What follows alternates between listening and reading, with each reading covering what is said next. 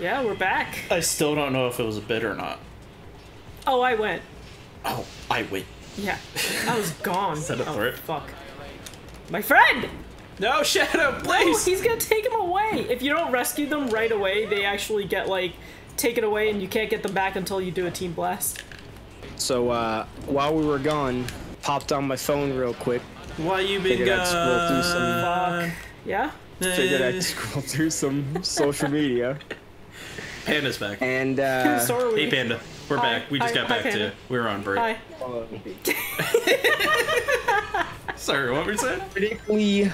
critically acclaimed, Grammy Award winning, and What the fuck is going on with my life? musician or artist of the Sonic 1 trailer's own Gangsta's Paradise, Coolio, Yep. has passed away. What? When? Today? Yeah, cool. Today, yeah. Right now? Just recently. Fuck. Yeah.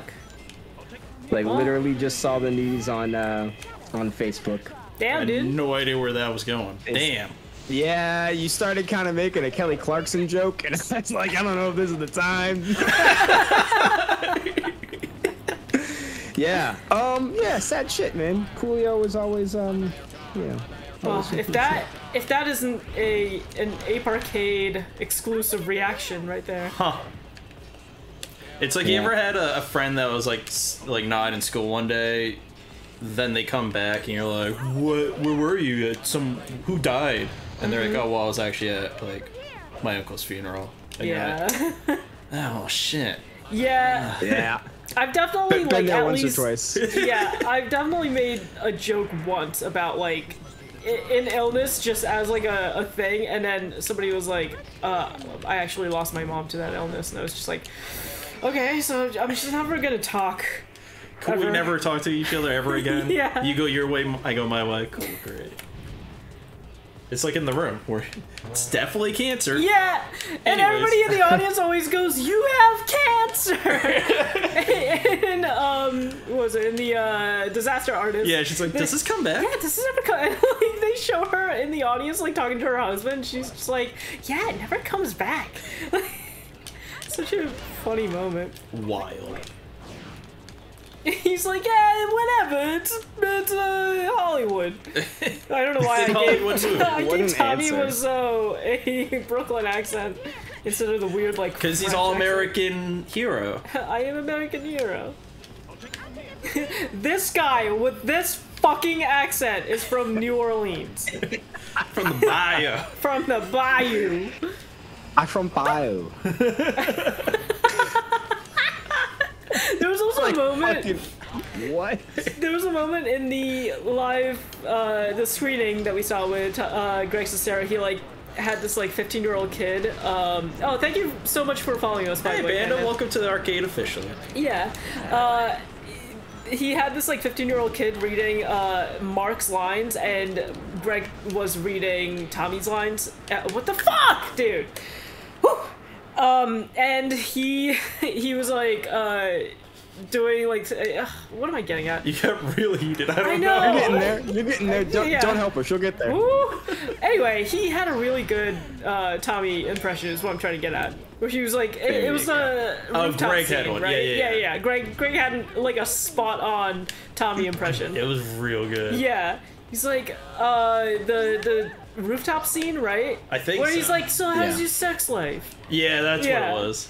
Ha ha ha, very funny, Mark. Yeah, like that whole scene. That story's not funny. Stop laughing at it. Yeah. I hit Or, her!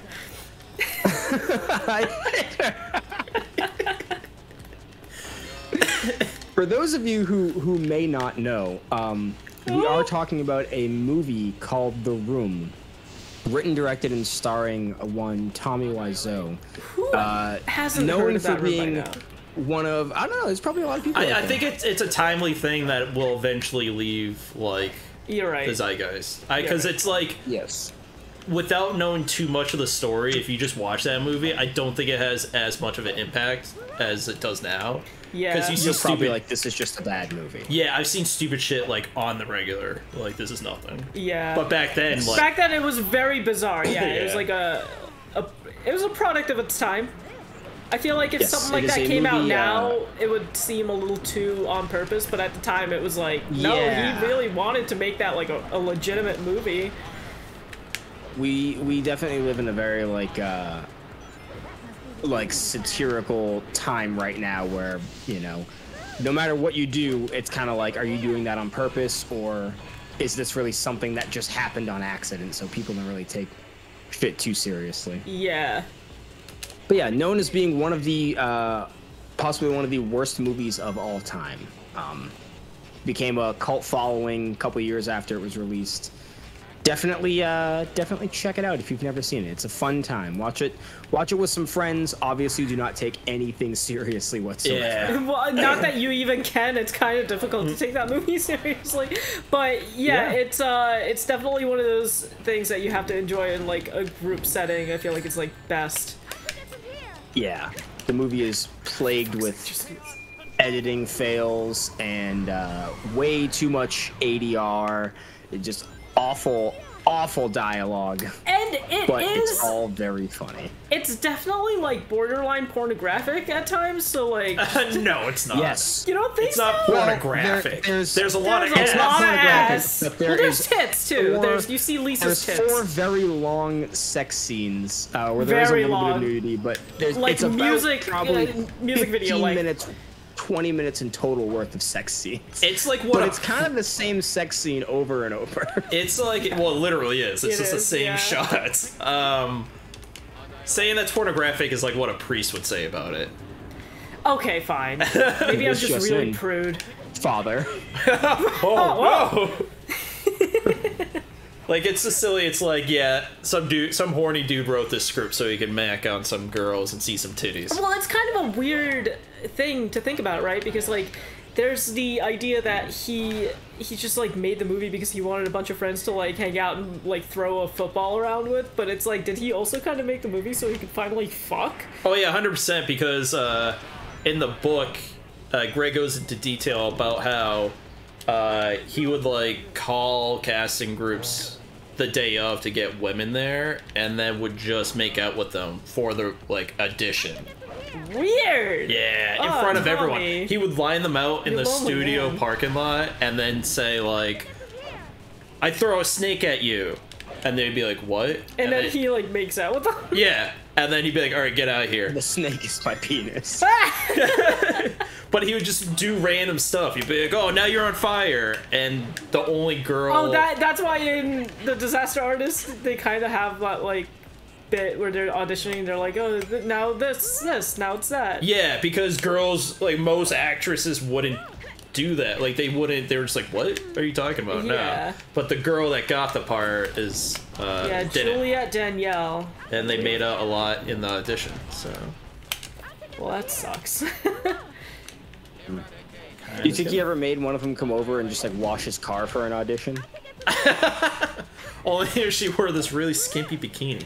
So I think there's Yeah. another. I've never seen it, but there's supposed to be another kind of like a documentary-esque, The Room thing called Room Full of Spoons. Like Two Best Friends or something? Oh, No. what's the Your best is Two Best Friends like a different movie with the two of them? Oh, is there another? Oh, you mean like real movie? Oh no, I'm talking about like this is another like documentary. I want to say the guy's Oh, name was like okay. Ryan Hicks or something like that. I could be getting it wrong, but it was another person who was associated with Tommy Wiseau that made this documentary called Room Full of Spoons, and it only like got shown in theaters I think for 1 year, and then Tommy kept getting it like pulled from theaters under like copyright. Oh, there was a big one that he went to trial for. I think he sued them. Yeah, I think And, it is like, that one. I think it is. The guy kind Room of Full came out Spoons. and was like, "We've been doing it for years, Yeah. and we almost won, but at this point, I think we're gonna have to call it." Yeah. Unfortunately, I don't think it like legally you can't see it.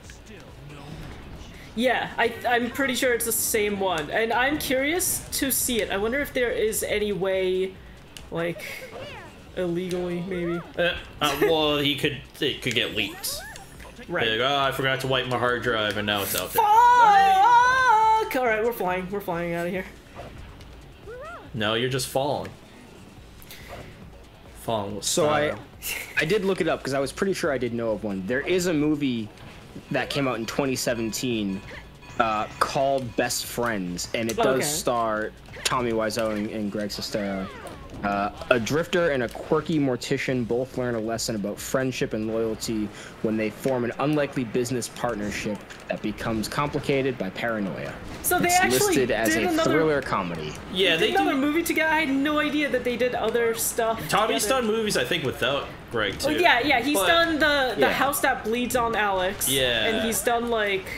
Oh, there's like one more that isn't coming to mind right now. But the problem, it becomes like Birdemic 2, where he's in on the joke. It finally took like after The Room, he understood. Then it becomes so cliche where it's bad on purpose, so it's funny. Yeah, that's how it loses its charm. Yeah, that's how he wears The Room now. Now he does. Oh yeah, I did it on purpose. Yeah, it was meant to be funny. But it's really sad. Yeah, it's not funny if it's not on purpose. That movie was it's written and produced by Greg, but not directed by either of them. Right. Makes sense. Shit's crazy. Look into it. I would like to at least like see clips from it, because that's kind of how I got into The Room. Was like when I was in college, me and a couple of roommates, we just like discovered clips of The Room on YouTube, and then we were like, what the fuck is this movie? And then we just decided to watch it, and that was my first experience with it. I'm going to tell you, after seeing another Greg movie, you could pass. Yeah. So that was the thing. You guys saw Miracle Valley. I skipped on it, and I came in for The Room. Yeah. It's something. Yeah. I'll say that. It was a movie. It was not one of the worst things I've ever seen, but it definitely wasn't great. Yeah, wasn't like, even good. If you watch The Room and you're like, oh, there must be some real talent locked behind Tommy's iron fist. No, there isn't, according to this movie. There could be, but it wasn't here either. You know? Yeah, Miracle Valley is definitely it's like a 3 out of 10. If it's exactly what he meant it to be, sure, I think he did it, but I don't think he meant it. Yeah. At some parts. Some parts are very over the top, like room level comedy, because I think he's trying to be aware, but there are some serious parts. Right, like he understands that the audience that is watching it wants to see like at least something that reminds them of The Room, right? So he's trying to like maybe play it up. Yeah, like not like a reference, but like just the nature of it. Yeah. He also knows, like, you know, I wouldn't really be able to write, direct, and star in really anything right now if it wasn't for The Room and its success for being a commercial failure. So he's probably thinking, like, or a commercial success. The people who are watching this, the people who are watching this are clearly not watching it for me to show them my artistic background. They're probably just going, oh, this is The Room 2, right? Because he's in it. This is The Room spin-off because that guy did it. Yeah, so he even said that he made it. That shit thrown in. He made it for this audience, so like he's aware of it. Right. Go check it out. He seems like a really cool dude from what we saw in the Q&A, and I mean, Castle actually met him, like talked to him a little bit. So yeah, seems like a really cool dude, and The Room is just timeless.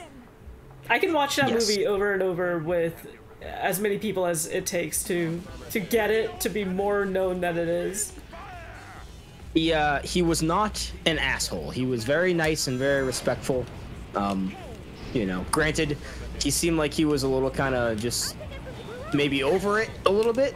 I was meeting him at 3 o'clock in the morning. Yeah. So well, yeah. Okay. That probably has a lot to do with it. At the end of the probably long just day, exhausted after meeting the whole like theater full Yeah. of people. Because that line, it started late because he made sure to go through the whole line, and it went for a while. Yeah, Kamikaze says, pretty sure he's a vampire. No, dude, don't age. He looks really good for however He old looks he is. great. The Room came out like 20 years ago, and he still looks pretty good. But then you watch The Room right after, you're like, oh yeah, no, there's been years. Yeah. Yes. No when you offense, watch him but it's back to just back, you how can it tell. is. But he doesn't look like a dude who's in his probably mid 40s. He looks like he's probably like maybe 32.